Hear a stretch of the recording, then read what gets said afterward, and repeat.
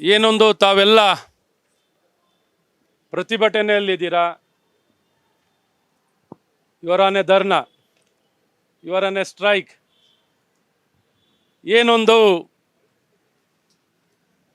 ತಮ್ಮೆಲ್ಲರ ಬೇಡಿಕೆಗಳು, ಒಂದು ಬೇಡಿಕೆಗಳು ಸುರಕ್ಷಿತವಾಗಿ, ಯು ವಾಂಟ್ ಸೇಫ್ಟಿ, ನಿಮ್ಮ ಕಾರ್ಯಸ್ಥಳದಲ್ಲಿ ನೀವು ಸುರಕ್ಷಿತರಾಗಿರಬೇಕು.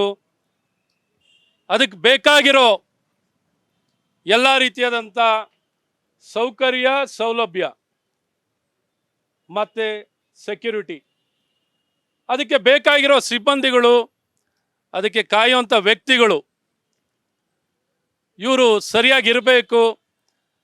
ಈಗಿರೋಂಥ ವ್ಯವಸ್ಥೆಯಲ್ಲಿ ಅದು ಸಾಲಲ್ಲ, ಅದರ ಬಗ್ಗೆ ನಿಮಗೆ ಸಮಾಧಾನ ಇಲ್ಲ ಅನ್ನೋಂಥದ್ದು ತಮ್ಮೆಲ್ಲರ ಅಭಿಪ್ರಾಯ, ಹೌದಲ್ವಾ? ಹಾಗಾಗಿ ಇದನ್ನು ಸರಿ ಮಾಡಬೇಕು ಅಂತ ಈಗಾಗಲೇ ಸರ್ಕಾರವನ್ನು, ವೈದ್ಯಕೀಯ ಶಿಕ್ಷಣ ಇಲಾಖೆಯನ್ನು ಈಗಾಗಲೇ ತಾವೆಲ್ಲ ಒತ್ತಾಯವನ್ನು ಮಾಡಿದ್ದೀರಾ. You have been demanding the medical education department probably in this one of the issue.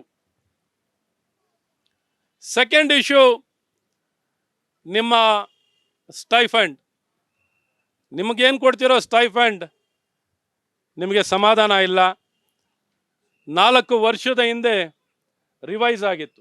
4 years back it was revised. ಆ 4 ವರ್ಷದ ನಂತರವರೆಗೆ, 4 ವರ್ಷ ಆದಮೇಲೂ 4 ವರ್ಷದ ನಂತರನೂ ರಿವಿಷನ್ ಆಗಿಲ್ಲ.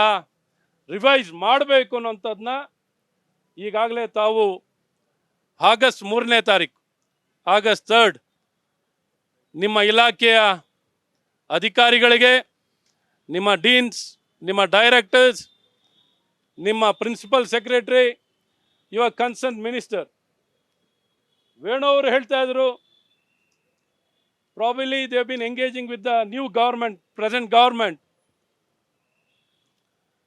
ಫ್ರಮ್ 2023 May 2023 ಇಂದನು you have been reaching out to them with your list of demands. Probably even after many months, 15 ತಿಂಗಳಾದ್ರೂ ನಿಮಗೆ respond ಮಾಡಿಲ್ಲ ಅನ್ನೋಂಥದ್ದು ತಮಗೆ ಬೇಸರ ಇದೆ. ತಮಗೆಲ್ಲ ಬೇಜಾರು ಇದೆಯಲ್ವಾ? They have been so insensitive. ಹಾಗಾಗಿ they should have dealt they should have taken a decision. ಆ ಯಾವ ಒಂದು ಡಿಸಿಷನ್ನು ತಗೊಳ್ದೆ, they have not responded. So ಹಾಗಾಗಿ ರೆಸ್ಪಾಂಡ್ ಮಾಡಲಿಲ್ಲ ಅನ್ನುವಂಥ ಒಂದು ಬೇಸರದಲ್ಲಿ you had no other option, you had no other. So come on, you have to go on a strike. Probably before that you have come through a various stages. First black badge ಇಟ್ಕೊಂಡಿದ್ದೀರಾ, notice ಕೊಟ್ಟಿದ್ದೀರಾ, black badge ಹಾಕ್ಕೊಂಡಿದ್ದೀರಾ. ನಂತರ only emergency ಸರ್ವಿಸಸ್ನ ಇವತ್ತು ತಾವೆಲ್ಲ provide ಮಾಡ್ತಾ ಇದ್ದೀರಾ. Emergency ಸರ್ವಿಸಸ್ನ ಮಾತ್ರ provide ಮಾಡ್ತಿದ್ದೀರಾ.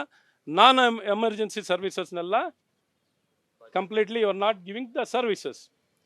So ಇಷ್ಟೆಲ್ಲ ಒತ್ತಡ ಇದ್ರೂ ನಾನು ಕೇಳ್ಪಟ್ಟೆ,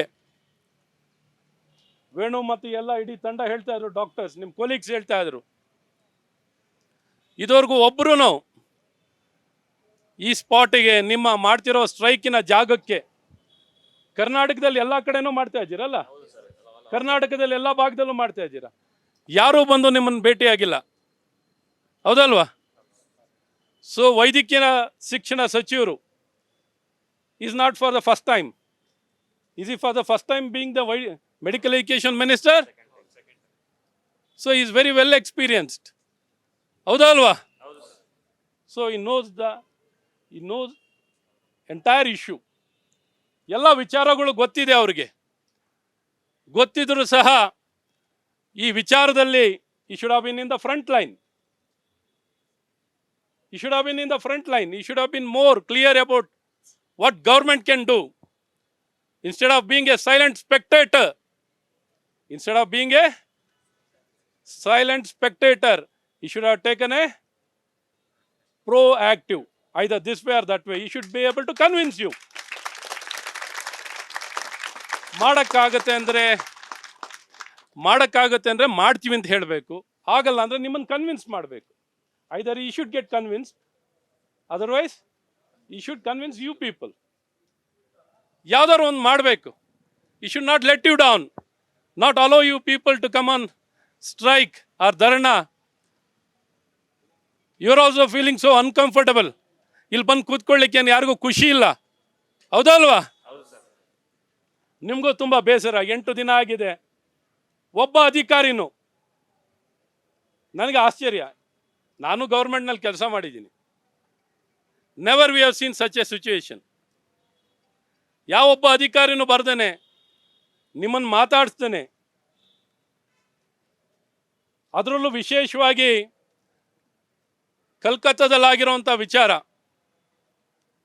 it has shaken the entire country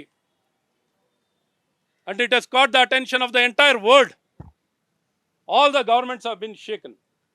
To be very frank with you, supreme court ಅನ್ನು ಸುಮೋಟೋ ಕೇಸ್ ತಗೊಂಡಿದ್ದಾರೆ. when they were able to respond so immediately, ಇವ್ರಿಗೇನಾಗಿದೆ, ಎಲ್ಲ ಗೌರ್ಮೆಂಟ್ಸ್, ಸ್ವತಃ ಅಲ್ಲಿ ಕಲ್ಕತ್ತಾ ಅಥವಾ ವೆಸ್ಟ್ ಬೆಂಗಾಲಿನ ಮುಖ್ಯಮಂತ್ರಿಗಳೇ ಅವರು ನಿಮ್ಮ ಜೊತೆ ಸ್ಟ್ರೈಕಲ್ಲಿ ಸೇರ್ಕೊಂಡ್ಬಿಟ್ಟಿದ್ರು. ಐ ಆಮ್ ವಿತ್ ಯು ಅಂತ. ಅಂದರೆ ಇಮ್ಯಾಜಿನ್ ದ ಇಂಪ್ಯಾಕ್ಟ್, ಯಾವ ರೀತಿ ಗಮನವನ್ನು ಸೆಳೆದಿದೆ, ಎಷ್ಟು ಸೀರಿಯಸ್ ಇದೆ ಇಶ್ಯೂ ಅಂತ. How serious the issue is.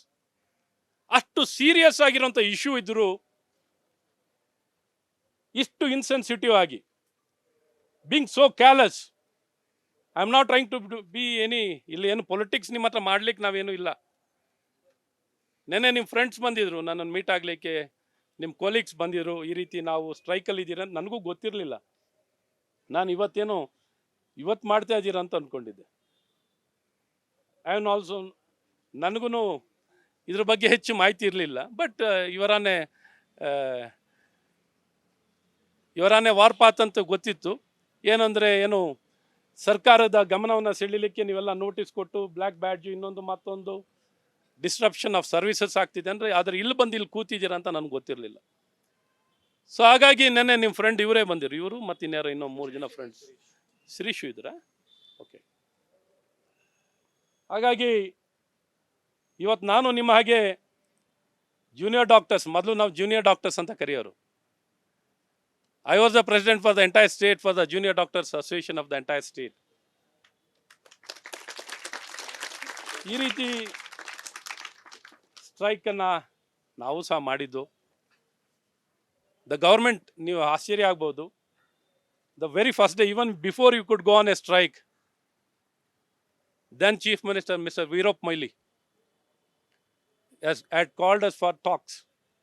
Straight away, n number of times ನಮ್ಮನ್ನು ಕರೆದು ರೈಟ್ ರಾಯಲ್ ಆಗಿ ಕರೆಸಿ ಎಲ್ಲರನ್ನೂ ಮಾತಾಡಿಸಿದ್ರು. ಈ ರೀತಿ ನಮ್ಮ ಬೇಡಿಕೆಗಳನ್ನು ಎಷ್ಟೋ ಸಲ ಅವ್ರು ಒಪ್ಪಿರಲಿಲ್ಲ ಅಂತಲೇ ನಾವು ಇನ್ನೂ ಸ್ಟ್ರೈಕಿಗೆ ಹೋದು.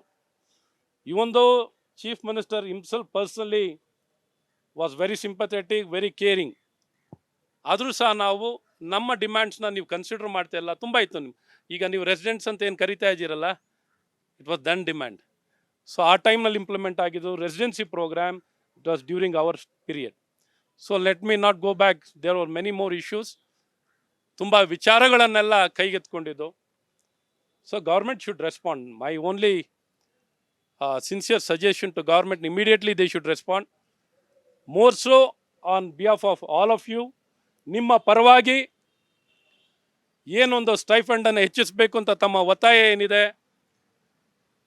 ಮತ್ತು MCH ಡಾಕ್ಟರ್ಗಳಿಗೆ, super speciality doctor, post graduates ಏನು ಸ್ಟೈಫಂಡ್ ಬರ್ತಿದೆ, ಇಟ್ ಈಸ್ ವೆರಿ ಮೀಗರ್.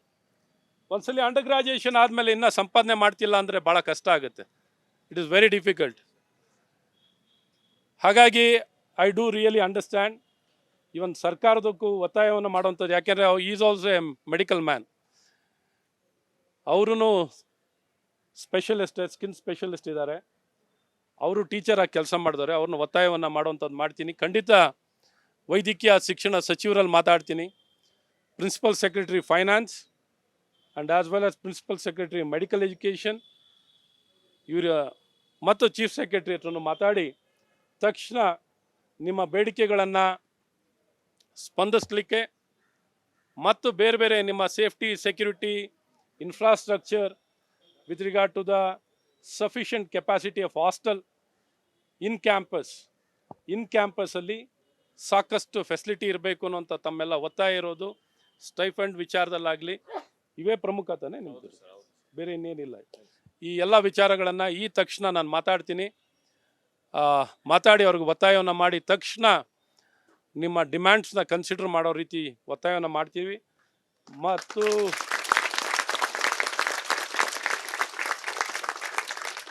ಅಲ್ಲಿ ಇವನ್ ಟಾಕ್ ಟು ಇವ್ರನ್ನು ಕರ್ಕೊಂಡೋಗಿ ನಮ್ಮ ಅಪೋಸಿಷನ್ ಲೀಡರ್ ಹತ್ರನೂ ಮಾತಾಡಿಸ್ತೀನಿ.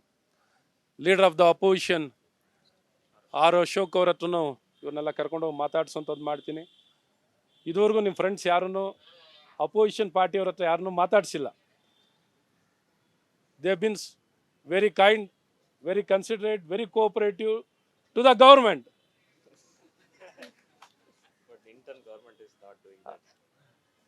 ಅಲ್ಲ, ನಿಜಕ್ಕೂ ಹೇಳಬೇಕಂದ್ರೆ ಒಳ್ಳೆ ರೀತಿ ಸರ್ಕಾರಕ್ಕೆ ಎಲ್ಲ ರೀತಿ ಸಹಕಾರ ಕೊಟ್ಟಿದ್ದಾರೆ. They have given them enough time. Government ಇಷ್ಟೊತ್ತಿಗೆ ಆ್ಯಕ್ಟ್ ಮಾಡಬೇಕಿತ್ತು. ಇಷ್ಟೆಲ್ಲ ದೇಶದಲ್ಲಿ ಎಲ್ಲ ಸರ್ಕಾರ, ಎಲ್ಲ ವ್ಯಕ್ತಿಗಳು immediately anything related to medical education, anything related to doctors ಎಲ್ಲ ರೆಸ್ಪಾಂಡ್ ಮಾಡಿದ್ದಾರೆ. Even prevention of violence against doctors ಯಾರ ಟೈಮ್ನಲ್ಲಿ ತಂದಿದ್ದು ಗೊತ್ತಿದೆಯಾ? ಯಾರು ತಂದಿದ್ರು ಗೊತ್ತಿದೆಯಾ? ಎಸ್, ಪರ್ಸ್ನಲಿ ನಾನೇ ಈ ಇಶ್ಯೂನ ತಗೊಂಡು after Andhra ours was the second state in the entire country. ಕಾನೂನೇನೋ ತಂದಿದ್ದೀವಿ, ಪೊಲೀಸವ್ರಿಗೆ ಗೊತ್ತಿಲ್ಲ ಕಾನೂನು, ಡಾಕ್ಟರ್ಸ್ಗೂ ಗೊತ್ತಿಲ್ಲ ಕಾನೂನು. ಎಷ್ಟು ಜನಕ್ಕೆ ಗೊತ್ತಿದೆ? ನಿಮ್ಮಲ್ಲೇ ಡಾಕ್ಟರ್ಸ್ಗೆ ಗೊತ್ತಿಲ್ಲ, ನಿಮ್ಮ ಮೆಡಿಕಲ್ ಎಸ್ಟಾಬ್ಲಿಷ್ಮೆಂಟ್ ಅವ್ರಿಗೆ ಗೊತ್ತಿಲ್ಲ. ಈಗ ಕೆಲವರೆಲ್ಲ ಅದ್ರ ಬಗ್ಗೆ ಡಿಸ್ಕಷನ್ ಸ್ಟಾರ್ಟ್ ಮಾಡಿದ್ದಾರೆ. ಸೊ ಪೊಲೀಸವ್ರಿಗೆ ಎಷ್ಟೋ ಜನಕ್ಕೆ ಈ ಕಾನೂನು ಆಗಿದೆ ಅನ್ನೋದೇ ಗೊತ್ತಿರೋಲ್ಲ. ಯಾವುದು IPC-ನಲ್ಲಿ ಸೇರಿಸ್ಕೊಂಡಿರಲ್ಲ ತಾನೆ, ಹಾಗಾಗಿ CRPC-ನಲ್ಲೂ ಬಂದಿರಲ್ಲ. ಸೊ ಹಾಗಾಗಿ ಇದನ್ನು ಈ ಕಾನೂನು ಏನಾಗುತ್ತೆ, ಕಾನೂನಾಗಿ ಉಳ್ಕೊಳ್ಳುತ್ತೆ. ಕಾನೂನು ಯಾವಾಗ ಬಳಕೆ ಆಗೋದು ಅಂದರೆ ನಮ್ಮಲ್ಲಿ ಜಾಗೃತಿ ಇರಬೇಕು. ಸೊ ಎಲ್ಲಿವರೆಗೂ ಜಾಗೃತಿ ಇರಲ್ಲ ಆಗ ಬಳಕೆ ಆಗಲ್ಲ. ಸೊ ಹಾಗಾಗಿ ನೀವು ನಿಮ್ಮ ಪ್ರೊಫೆಷನ್ ಜೊತೆಯಲ್ಲೇ ಕಾನೂನು ಏನು ಮಾಡಿರ್ತೀವಿ ಅದನ್ನು ಜಾಗೃತಿ ಮೂಡಿಸಿ ಬಳಕೆ ಆಗೋ ರೀತಿಯಲ್ಲಿ ನೀವು ಪಾರ್ಟಿಸಿಪೇಟ್ ಮಾಡಬೇಕು. Should help yourself. ಹಾಗಾಗಿ ಬರೀ ಯಾವುದೋ ಒಂದು ಟೈಮ್ನಲ್ಲಿ ನೀ-ಜರ್ಕ್ ರಿಯಾಕ್ಷನ್ ಕೊಟ್ಟರೆ ಸಾಲಲ್ಲ. Knee jerk reaction will not help you. Consistent, it's a profession.